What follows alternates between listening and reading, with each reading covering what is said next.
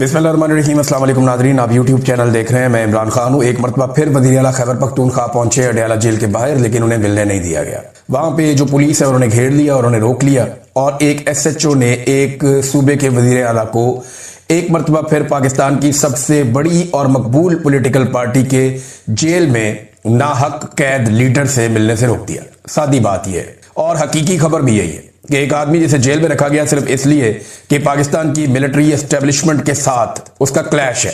Military establishment चाहती है ये हमारे मुताबिक चले, और वो आदमी चाहता है कि नहीं, अवाम के मैंडेट के मुताबिक मुल्क चलेगा। अब उस आदमी को उठा के जेल में डाल दिया। वो पाकिस्तान का सबसे मकबूल आदमी है, लेकिन इसके बावजूद पाकिस्तान की अवाम ने उसकी जमात को जितवाया। तो बड़ी मुश्किलों से उन्होंने एक सूबे में अपनी हुकूमत हासिल कर लिया। वहां जो वज़ीर आला है उसे मिलने की इजाजत ही नहीं दी जाती जब तक कि वो कंप्रोमाइज नहीं करता।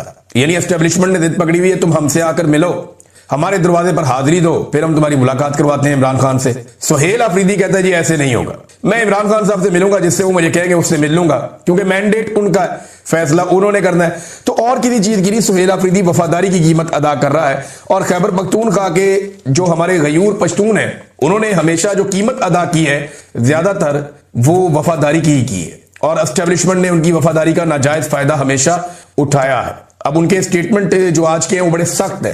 अगर आप एक दिन पहले का इमरान खान साहब की ट्वीट उठाकर देखें और आज के सुहेल अफरीदी के बयानात उठाकर पढ़ें, तो आपको आइडिया हो जाएगा कि ये मामला कितना गर्म हो गया। और कम से कम जो मौजूदा एस्टेब्लिशमेंट है इसके पास इस मामले का कोई हल भी दिखाई नहीं दे रहा, सिवाय इसके कि वो एक जिद है कि जनाब नहीं मिलने देना तो नहीं मिलने देना, और नहीं मिलेंगे तो ये एक जिद है, इससे फर्क कोई नहीं पड़ेगा। इससे सिर्फ आपके कपड़े उतरते जाएंगे और एक एक करके आप नंगे होते जाएंगे। सुहेल अफरीदी ने क्या कहा था ये सुन ले आप। कोलेटरल डैमेज में पहले तो उन्होंने बात की, बहुत सारे लोग इस पे बहुत उछलते हैं, कुछ दानिश्वर भी हैं, कुछ टाउट्स भी हैं, कुछ सियासतदान भी हैं। कोलेटरल डैमेज को वो कहते हैं जी कि ये ठीक है, इसको जस्टिफाई करते हैं। क्या फर्क पड़ता है गरीब मर गए तो, पश्तून मर गए तो? इनके घरों के लोगों को अगर मार दिया जाए कोलेटरल डैमेज में तो इनको कैसा महसूस होगा? सवाल तो ये है ना पूछने वाला। ये सब कुछ रियासत की गलत पॉलिसियों के बायस हो रहा है। हम इन्हीं पॉलिसियों पर एतराज करते हैं क्योंकि फैसले बंद कमरों में नहीं होने चाहिए। देखिए, मैं एक बात पहले भी कह चुका हूं, आज फिर कहता हूं कि पाकिस्तान की मिलिट्री एस्टेब्लिशमेंट के पास इमरान खान एक आखिरी चांस है अपनी इज्जत बचाने का। पाकिस्तानी कौम बहुत आगे निकल गई है। आज कुछ और हकायक वज़ीर आला खैबर पख्तूनख्वा ने बताए। बहुत सारी चीजें मैं जानता हूं, ऐसी चीजें जानता हूं ऑपरेशन ज़दा इलाकों के बारे में जो मैंने वहां लोगों से सुनी। अगर अवाम को बताएं तो पाकिस्तान में आग लग जाएगी। तो बजाय कि वो चीजें सामने आए और पाकिस्तान की मिलिट्री एस्टेब्लिशमेंट के लिए मजीद सुबकी और परेशानी की और नफरत की एक लहर जन्म ले, बेहतर यह है कि इमरान खान जैसे मौके से फायदा उठाएं। ये वो वाहिद और आखिरी मौका है आपका जो आपको बैरकों में जाने में आसानी पैदा कर सकता है, आपको इज्जत के साथ अपनी डोमेन में वापस भेज सकता है। वरना इसके बाद आप जाना भी चाहेंगे तो लोग आपको जाने नहीं देंगे, लोग आपको चिपक जाएंगे, क्योंकि इमरान खान के बाद सूरत कुछ और होगी। इमरान खान आज भी इतनी शदीद तकलीफ, बर्बरियत, जुल्म, फस्तायत, कत्लो गारतगिरी के बावजूद कहता है मुल्क भी मेरा, फौज भी मेरी। हो सकता है कल कोई और ये बात ना करे, या जो भी कल को ये बात करे अवाम उसकी बात ही ना सुने। तो पाकिस्तान की फौज को होश के नाखून लेने चाहिए, फौजी क्यादत को मैं कह रहा हूं। तो इमरान खान ये मिलिट्री एस्टेब्लिशमेंट के लिए आखिरी मौका है कि इनको इज्जत के साथ इस जंजाल से वो निकाल सकता है। उसके बाद लोग किसी की बात ही नहीं सुनेंगे। जो इस बारे में बात करेगा लोगों से गालियां देंगे, जैसे कि अभी भी लोगों को गालियां, लोगों की जबान की नोक के ऊपर गाली होती है। जो आदमी जरा सा प्रो एस्टेब्लिशमेंट होने की कोशिश करता है दुर्गत बना देते हैं लोग। ये रियलिटी है, आप इससे भाग नहीं सकते, भाग नहीं सकते। आपने अपने बड़े करीबी लोगों को कहा कि यार हमारी तारीफ करके देखो, लोगों ने बात नहीं सुनी उनकी। एक बात तो वादे हो गई कि एस्टेब्लिशमेंट के क्रॉस की अब अहमियत नहीं रही। पहले एस्टेब्लिशमेंट किसी पॉलिटिकल पार्टी पे ऐसे करके क्रॉस लगा देती थी कि जनाब ये पॉलिटिकल शख्सियत खत्म, इसके ऊपर क्रॉस लग गया, अब ये कभी नहीं आएगा। और फिर हमने देखा सियासतदान बेचारे एड़ियां रगड़ते रहते थे, बैठे रहते थे अपने ड्राइंग रूमों के अंदर, और उनकी सियासी हैसियत खत्म हो जाती थी। तो इमरान खान साहब पे क्रॉस इन्होंने लगाया था, तो 8 फरवरी को अवाम ने एक नया रिकॉर्ड बना डाला कि जनाब आपने इंतखाबी निशान भी नहीं दिया, कुछ भी नहीं दिया। इतनी सख्ती भी की लोगों ने, फिर भी इमरान खान ने जिस जिसके ऊपर हाथ रखा उन सबको जितवा दिया, और वो सिलसिला अभी तक जारी है। कैदी नंबर 804 जेल में बैठकर कहता है कि ये वज़ीर आला है, और DGISPR पेशावर जाके ऐलान करते हैं कि जनाब ऐसा कबूल नहीं है, और फिर कैदी नंबर 804 जेल से बैठकर जीत जाता है। तो सिस्टम के ऊपर तो रूल कर रहा है कैदी नंबर 804, और इस वक्त अवाम के दिलों पे भी कर रहा है। अगर अवाम के अंदर इमरान खान की मकबूलियत खत्म करनी है तो ये तरीकाकार जो एस्टेब्लिशमेंट ने अपनाया हुआ है ये तो ठीक नहीं है। इससे तो पब्लिक मजीद इमरान खान साहब के साथ खड़ी होती चली जाएगी। तो इमरान खान साहब ने क्या कहा, जरा ये गौर से सुनिएगा, इसमें आपको पूरा मंजरनामा नजर आ जाएगा कि इमरान खान साहब कहां लेकर जाना चाहते हैं तहरीक को, सिचुएशन को, और वो क्या देख रहे हैं इस वक्त किस सिचुएशन में है। वो ये कहते हैं जी कॉमनवेल्थ की 8 फरवरी के इलेक्शन पर जो रिपोर्ट लीक हुई है उसने भी इंतखाबी धांधली का पोल खोल दिया कि कैसे बेशर्मी और डिटाई से हमारा मैंडेट चोरी किया गया। कॉमनवेल्थ के मुताबिक ये रिपोर्ट पहले ही सरकारी सतह पर हुकूमत पाकिस्तान को दे दी गई थी, मगर यहां सिकंदर सुल्तान राजा जैसे बेजमीर लोग हैं जिन्होंने इंतखाबी चोरी की सहूलतकारी समेत उस पर पर्दा डालने में भी भरपूर किरदार अदा किया। पाकिस्तान में वोट चोरी का कानून सख्त है और ऐसा करने पर आर्टिकल 6 का निफाज होता है। याद रखें, गद्दारी का मुकदमा ये, और गद्दारी की सजा पाकिस्तान के अंदर फिर वो आप जानते हैं, ये हाई ट्रेजन केस है, बड़ा केस है, आर्टिकल 6। लेकिन मुल्क में इस वक्त आसिम ला के सिवा सब कानून खत्म हो चुके हैं।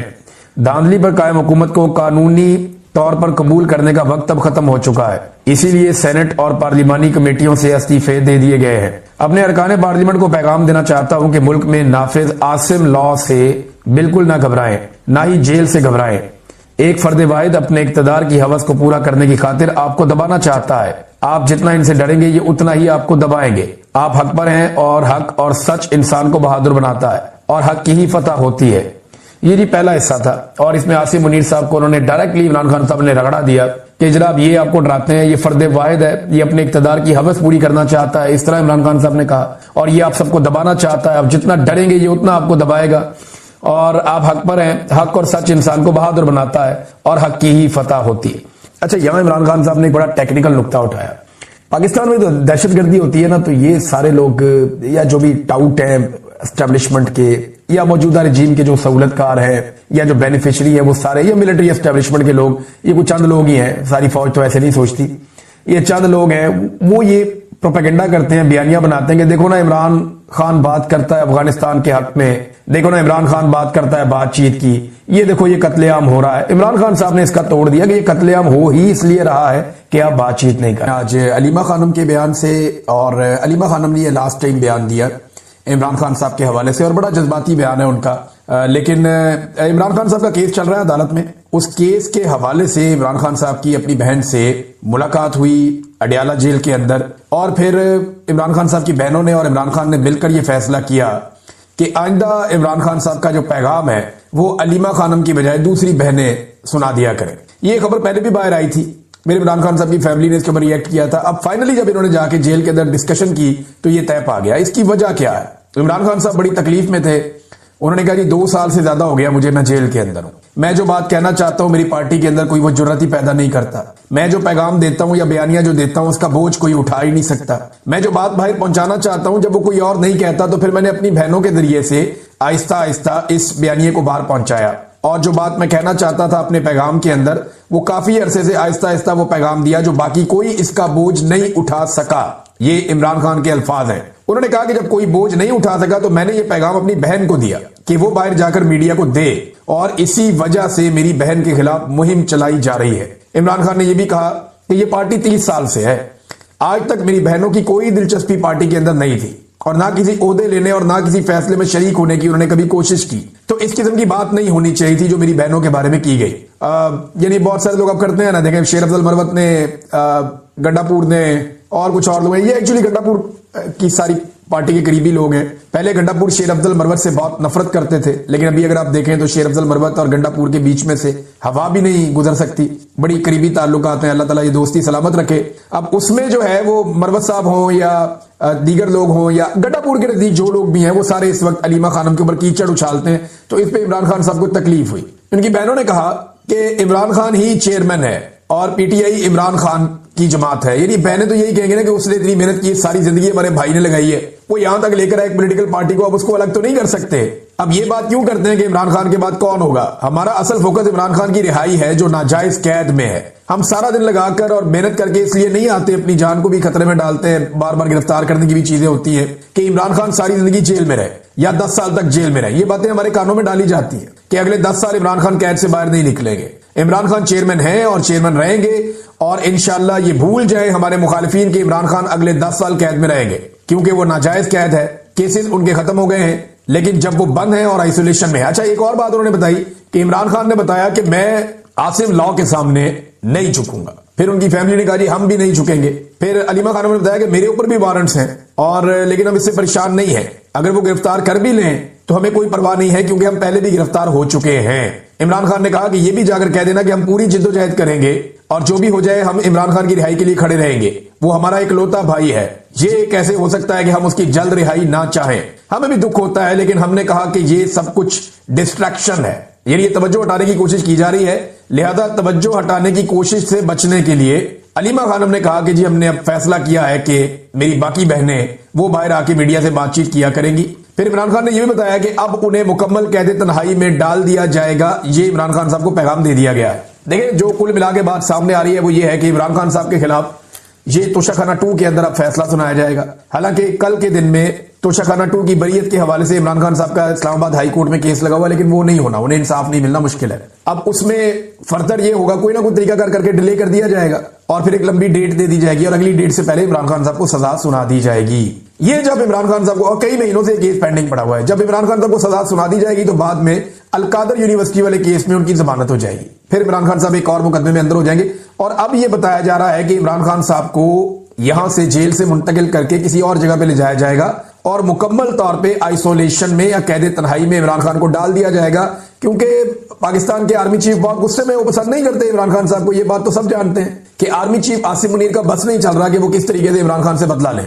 और इमरान खान साहब जो भी बात करते हैं खुलकर, देखें, कोई भी कभी किसी आर्मी चीफ के खिलाफ बोल नहीं पाया पाकिस्तान में, कभी बात कर ही नहीं पाया। ये बहुत ताकतवर लोग होते हैं, ये पूरी फौज इनके साथ होती है, हथियार होते हैं, बहुत सारे लोग होते हैं, एजेंसियां कंट्रोल करते हैं, तो पूरे निजाम को ये काबू करते हैं, सियासतदानों को भी, अदालत को भी। तो आर्मी चीफ के खिलाफ बोलना पाकिस्तान के अंदर या पाकिस्तान जैसे मुल्क के अंदर नामुमकिन होता है। अब इमरान खान ने ये काम किया है तो आर्मी चीफ को गुस्सा तो आएगा और वो बदला भी लेंगे, और वो बदला आपको बार बार दिखाई भी देता है। बहरहाल ये इमरान खान साहब ने बताया कि मुझे आइसोलेट कर दिया जाएगा। बाकी जो इमरान खान साहब का डिटेल पैगाम है वो उनके सोशल मीडिया की जानिब से जारी किया जाएगा। जब वो पैगाम आता है तो मैं आपके साथ शेयर करूंगा। एक और बड़ी खबर है, अभी भी हम सारे सहाफी क्या कर रहे हैं, जो जुल्म कर रहा है, जबर कर रहा है, फस्तायत कर रहा है, मार रहा है सबको, उसको बुरा नहीं कहते। जिसे मार पड़ रही है उसे हम कहते हैं कि तुम सुलह कर दो। जो कमजोर है, जिसको मार पड़ रही है, जिसके साथ ज्यादती हो रही है, यानी यही नवाज शरीफ को भी मशवरे दिए गए, यही मशवरे जरदारी को दिए गए, यही मशवरे बेनजीर को और जुल्फिकार जी भुट्टो को भी दिए गए। तमाम फातिमा जिन्ना को भी ऐसे मशवरे देने वाले लोग होंगे। आज इमरान खान को भी वही मशवरे दे रहे हैं। भाई कोई तो खड़ा हो जाए इस जुल्म के साथ, इस जबर के